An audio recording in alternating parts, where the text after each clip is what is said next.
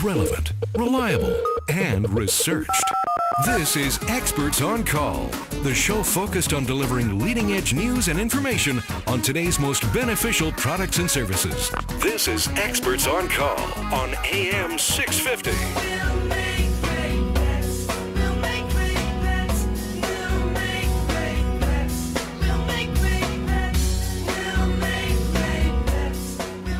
Welcome back to Quay Pacific's Talk About Strata, and on the program we're singing and talking about pets today, courtesy of producer Art Factora. I'm Sterling Fox. Co-host is Tony Giventu, Executive Director of the Condominium Homeowners of BC. Our guest in studio, Strata lawyer Adrian Murray from White Rock, back with us.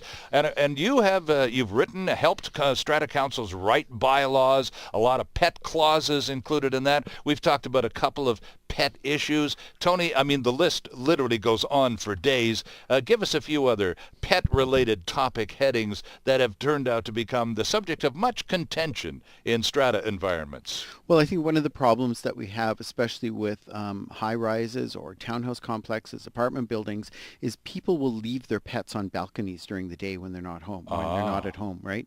And you might be able to do that. You may have a pet who's quite happy to just lounge in your backyard or your townhouse complex that's fenced in. Mm-hmm. He's safe.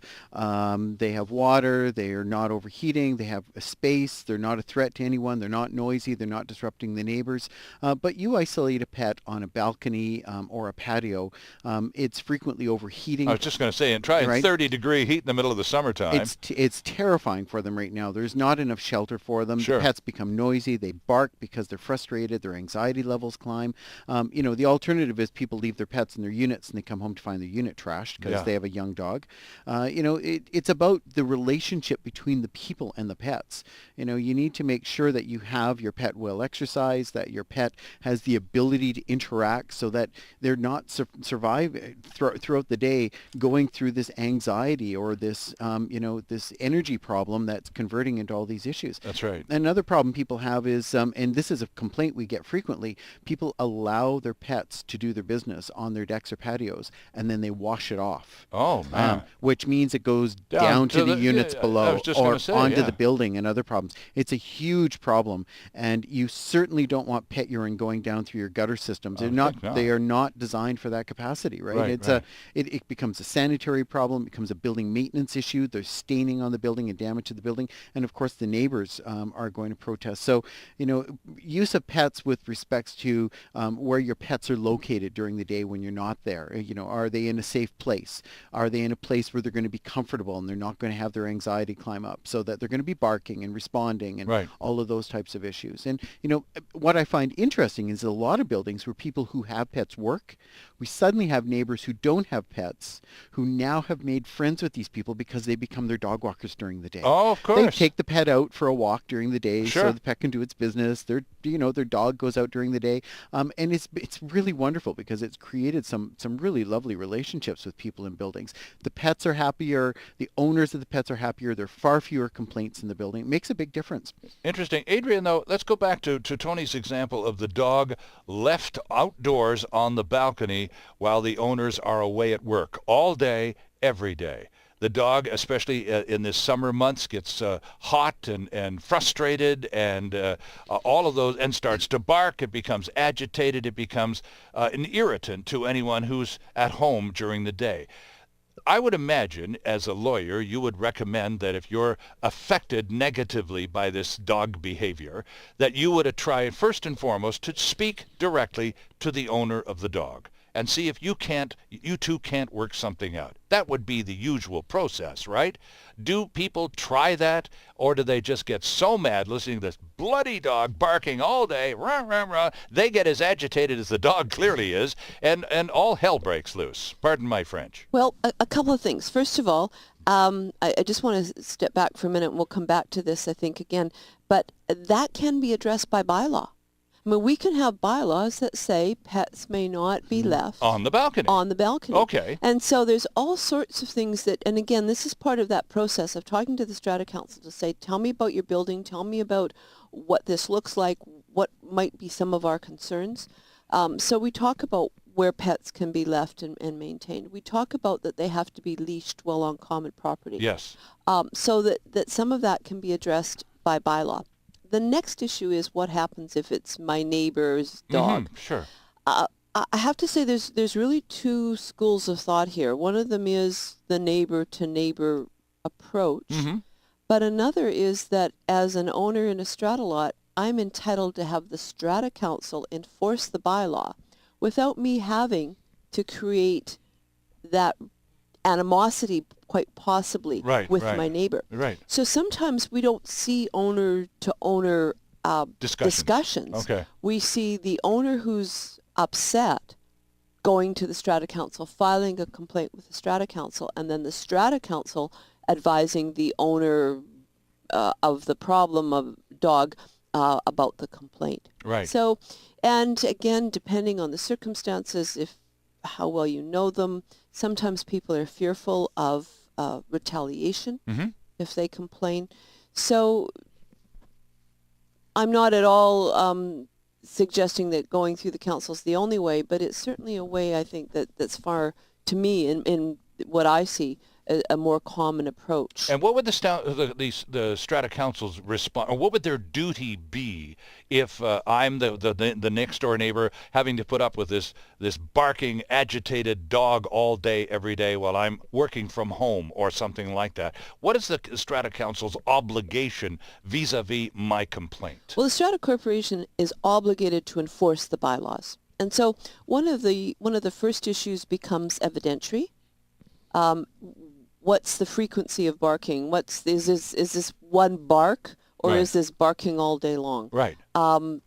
Is there anybody else that's heard it? So they should do a little bit of investigation to identify the facts. The other thing that the owner that is receiving, or that's the subject of the complainer, let's call them, might want to keep a log. Yes. For a few weeks, just to track what they're hearing, and that provides tremendous evidence. Right. And in the cases where we have had to go to court to enforce bylaws, having that log, having that clear record of the number of offenses is very, very persuasive. But let me present this to you again with just adding on. Let's suppose, though, in my building where I'm complaining about the dog on the balcony, there's no bylaw prohibiting animals from being left on the balcony. So we're in uncharted territory here, aren't we? Well, then we revert back to noise and nuisance. Okay. So we're still okay. I think it's much cleaner sometimes if we've got a clear bylaw that says no dogs on the balcony. We go right to that. Sure.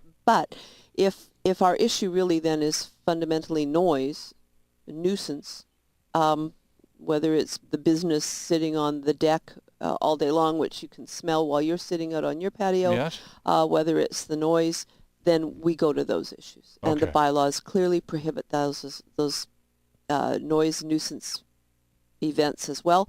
So the Strata Corporation has bylaws to enforce. They have to enforce them. And as I've said, there's a process under the Act to do that. And what happens if the owner of said annoying dog decides this is my pooch, and this is the way I'm going to live my life in my apartment with my pooch, and tough on you?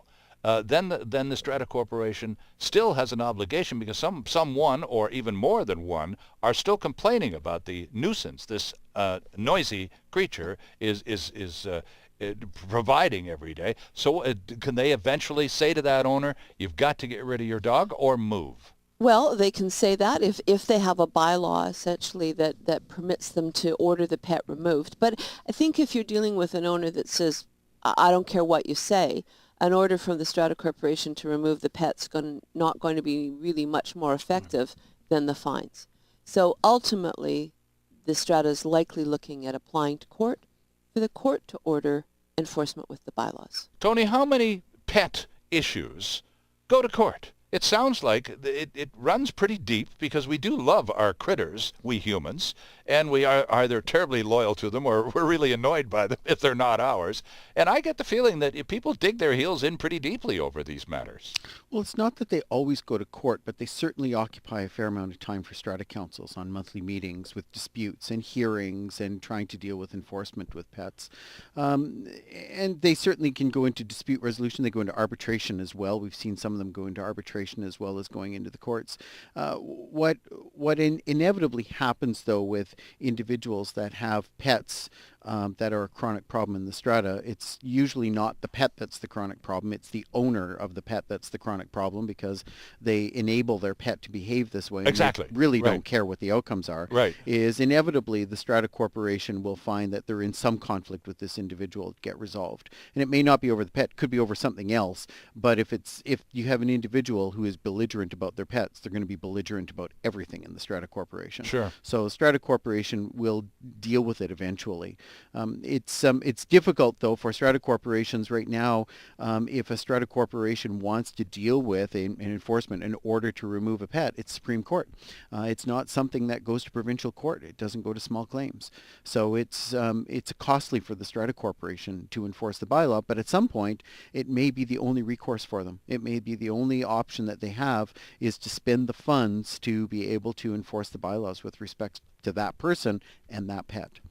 And we've had a couple of cases recently that have gone to court on noise, not necessarily from pets, but just noise and nuisance. And in one case, an owner took the view that he was willing to pay the fines. It was just a cost of living in the strata. Right. And ultimately forced the matter to court. So, I mean, it happens. It's an expensive proposition. It's not the best outcome, but in some cases, stratas just are left with no choice at all if an owner's not prepared to take any steps to modify their behavior. Interesting. The subject of our discussion on this edition of Key Pacific's Talk About Strata is pets, the ones we love and the ones that drive us crazy. And we're back with lots more after this quick timeout. There's still more ahead with Experts on Call, the show focused on delivering relevant and beneficial consumer information. This is Experts on Call on AM 650.